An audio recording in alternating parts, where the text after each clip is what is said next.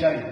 انت دلوقتي ما بتبقاش شايل بس بتروح تشيل عيال بامبرز، البادجت بقى يعلى، هوبا تلاقي ايجار كهرباء نور، هتجيب منين؟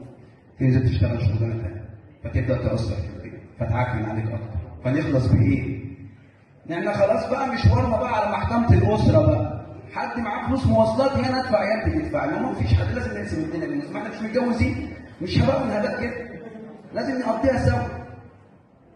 بس تروح هناك تلاقي المحامي عايز منك فلوس عشان يلبسها في حيط فتدفع، المحامي بتاعها عايز فلوس عشان يلبسها في حيط فتدفع.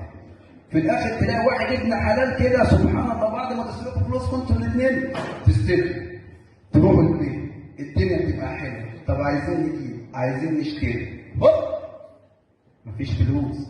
فنرجع بقى الخناقه تاني. تبدا تعمل ايه بقى؟ فيزة مشتريات، نروح بقى نجيب محامي بالقسط، ادفع ونجيب. كسبت القضيه انا هصرف، ما كسبتش انا مروح. من الاخر مفيش مشاكل، تروح لابوها تحل، مفيش، ما خلاص المشاكل بقى تطورت معاك والكلام ده مفيش. طب يا عم الحاج صلي على النبي بس انا ماضي على قايمه قد كده والشيء الفلاني.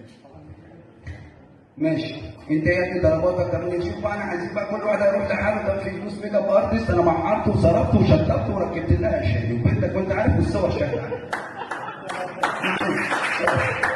فكان معكم رامي ابو غفران وانبسطت بكم جميعا، شكرا.